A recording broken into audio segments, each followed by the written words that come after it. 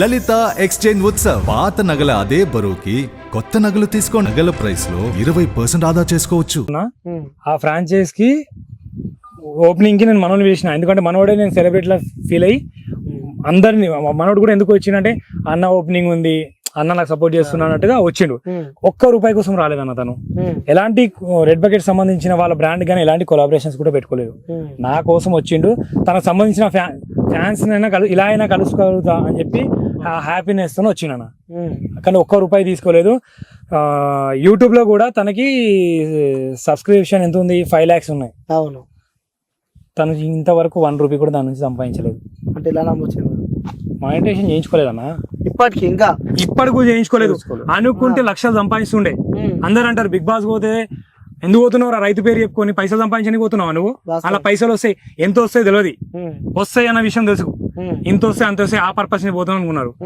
ఆ big boss నుంచి వచ్చే అమౌంట్ చాలా తక్కువ మనోడికి. అందరు కంటెస్టెంట్ కంటే చాలా తక్కువ. అయినా మనోడు పోయిన పర్పస్ అది కాదు. ఒకళ్ళు ఫ్రీగా బిగ్ బాస్ కి అవకాశం వచ్చినా వెళ్ళిపోతుండే మనోడు. ఖర్చుల మట్టికే ఇచ్చారు, తన కాస్ట్యూమ్స్ కి ఖర్చుల మట్టికే కొంత అమౌంట్ మాత్రమే అది వస్తుంది. తను సంపాదించాలనుకుంటే యూట్యూబ్ నుంచే చాలా సంపాదించవచ్చు. ఒక్క నిమిషం నేను చూపిస్తాను మీకు ప్రూఫ్ గా. ఇప్పటికి మానిటైజేషన్ అవ్వలేదు, నేను నీకు ప్రూఫ్ చూపిస్తాను మీకు. 5 lakhs సబ్స్క్రైబర్స్ ఉండి మానిటైజేషన్ చేయించుకుంటే ఎవరైనా ఉంటారా? 1000 సబ్స్క్రైబర్స్ రాగానే వెంటనే అప్లై చేసుకుంటారు. వెయిట్ చేస్తారు. నేను చాలా సార్లు చెప్పిన, ఎందుకు చేయమంటే అన్న వద్దన్న, తర్వాత చూద్దాం, ఏమన్నా తర్వాత చూద్దాం వదిలేసి. ఇగో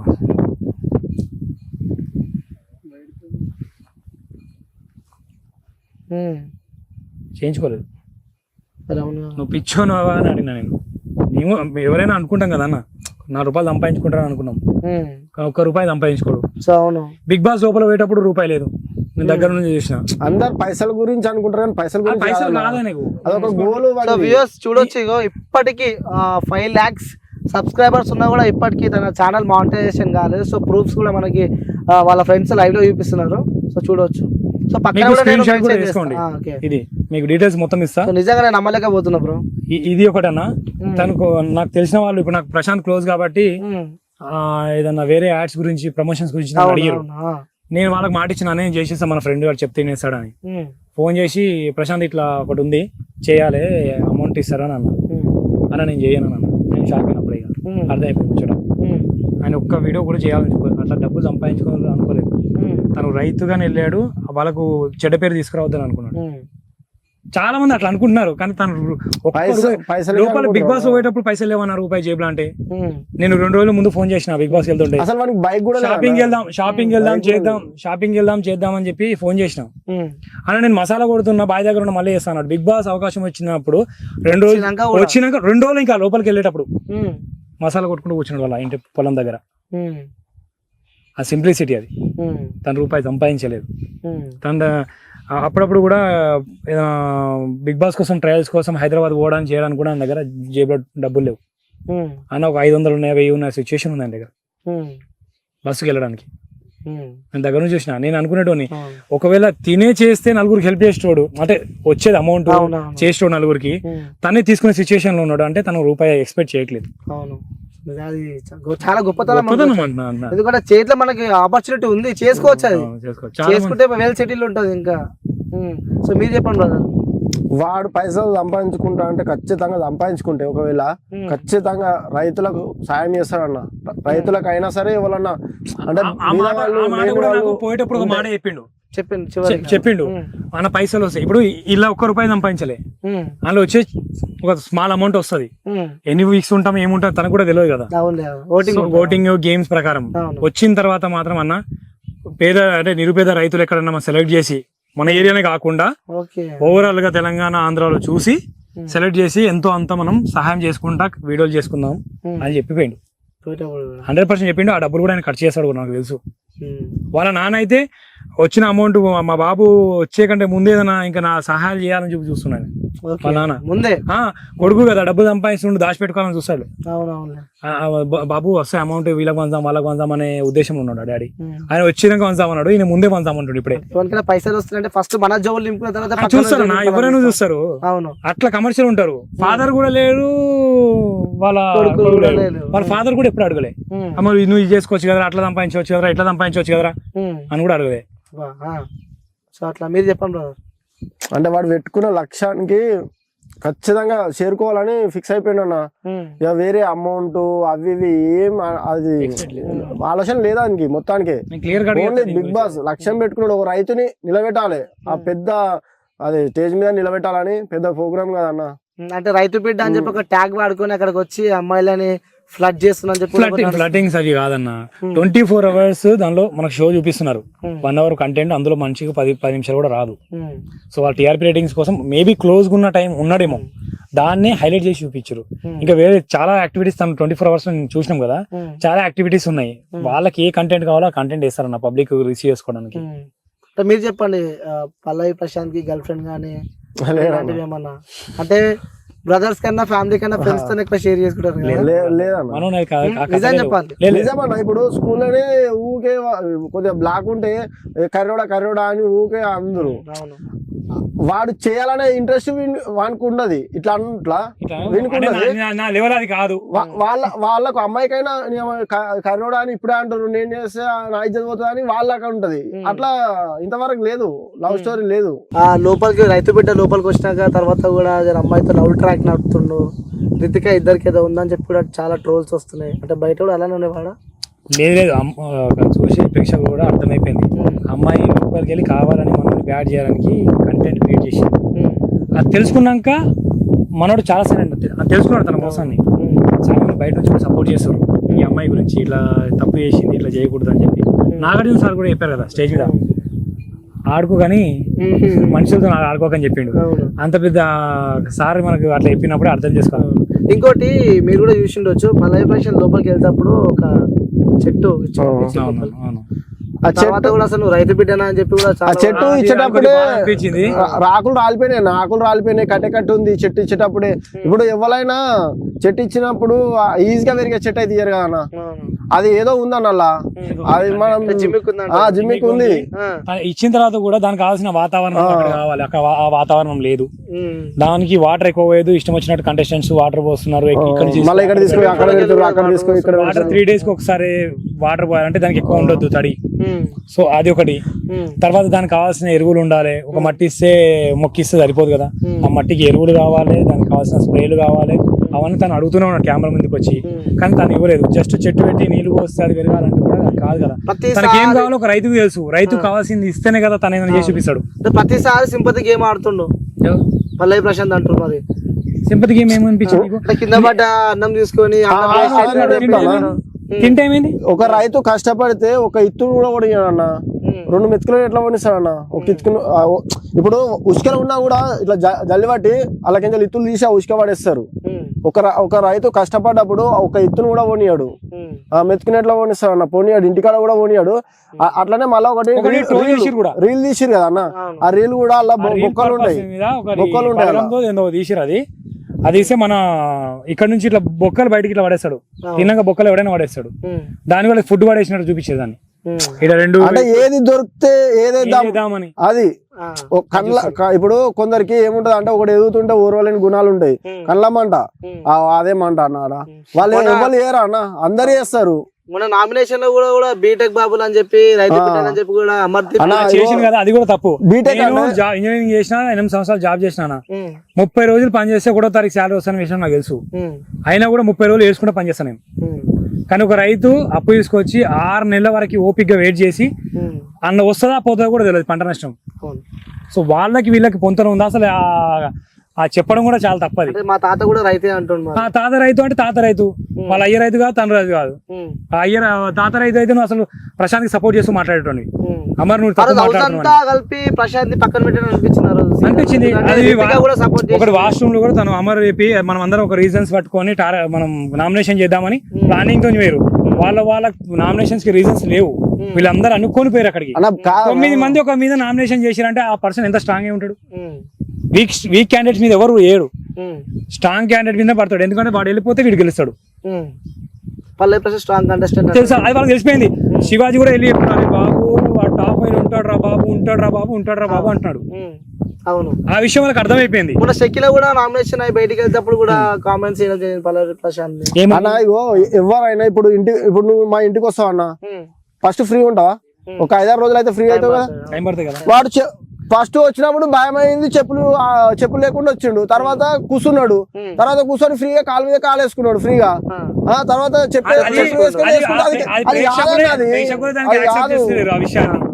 అది ఎవరైనా సరే ఒక ఇంటికి పోతే ఫస్ట్ ఫ్రీ ఉండాలన్న.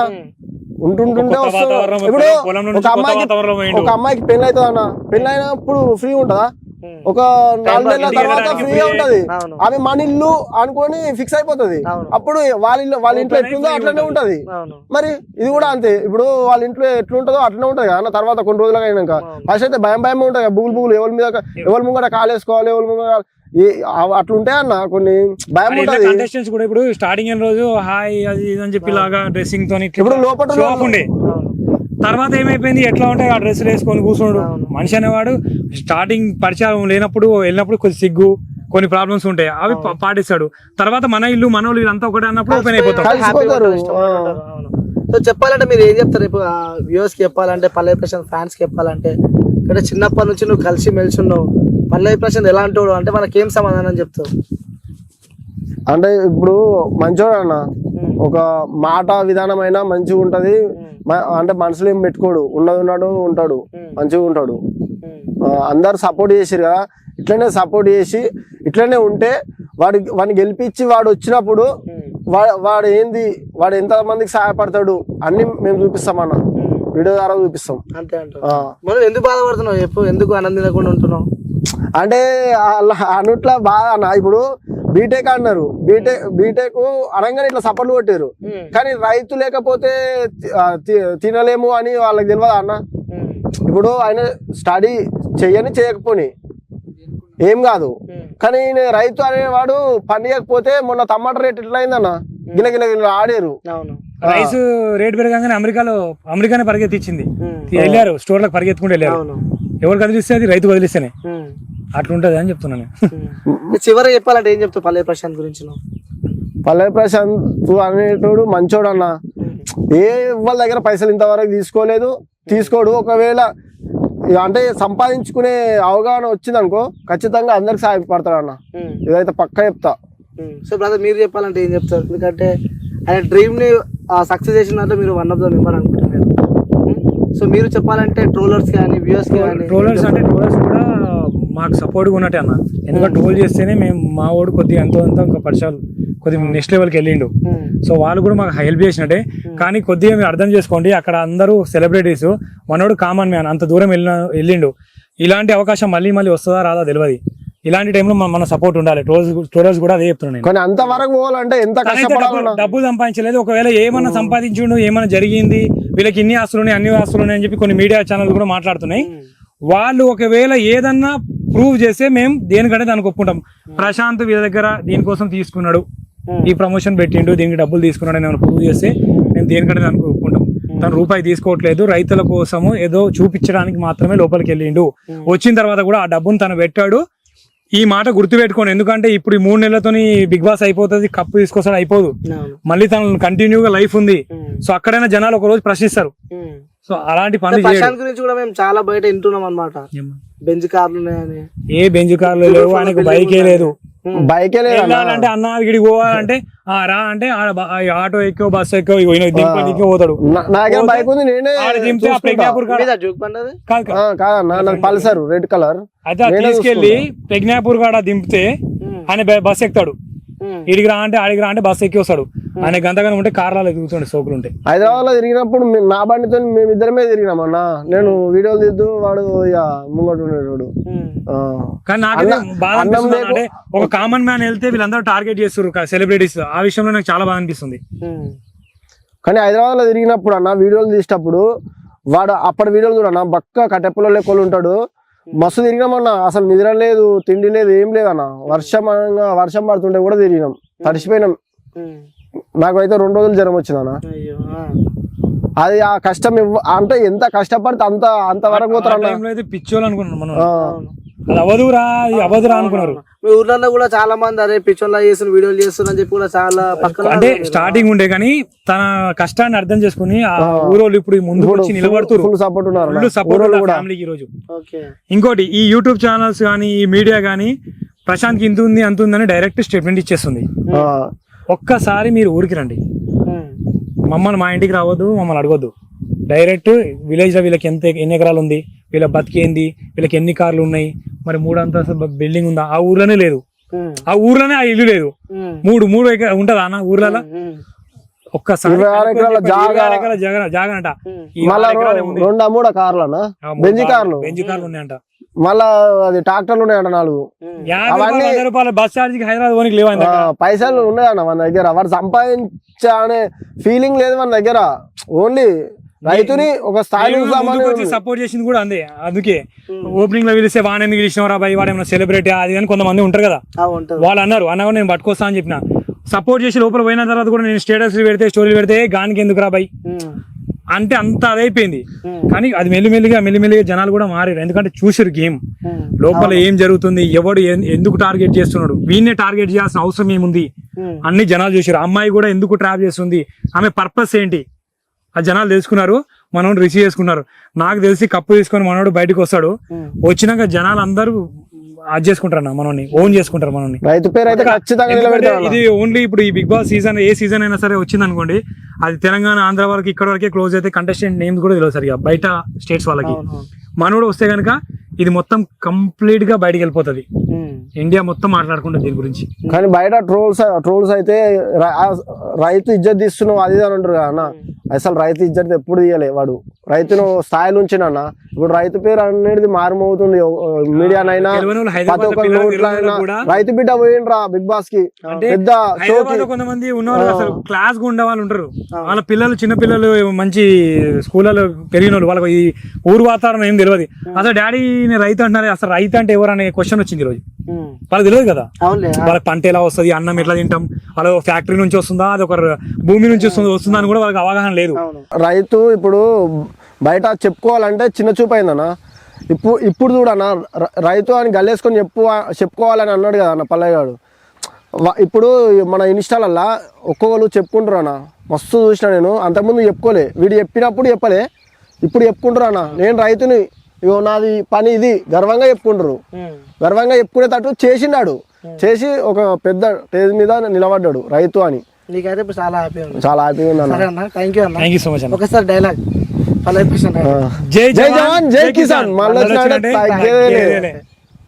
సో వ్యూయర్స్, ఇది పల్లవి ప్రశాంత్ అనే వ్యక్తి గురించి అయితే వాళ్ళ చిన్నప్పటి నుంచి ఉన్న వాళ్ళ ఫ్రెండ్ అలాగే వాళ్ళ సపోర్టర్ ఇద్దరు కూడా చెప్పడం మనం చూస్తున్నాము. సో జెన్యున్ గా, ఎందుకంటే చాలా మంది చాలా రకాలుగా పుట్టిస్తారు కానీ వాస్తవం ఏందో తెలియదు. అందుకే మనం గ్రౌండ్కి వచ్చి కూడా పల్లవి ప్రశాంత్ అనే వ్యక్తి ఎవరు అని చెప్పి కూడా మనకి ఈ యొక్క ఇంటర్వ్యూ ద్వారా ఆన్సర్ దొరికిందని చెప్పి నేను అనుకుంటున్నా. సో ఇంకొక మళ్ళీ ఇంటర్వ్యూతో మళ్ళీ మేము కూడా ఉంటాం. Until then take care, bye bye, signing off. నేను మీ అనిల్.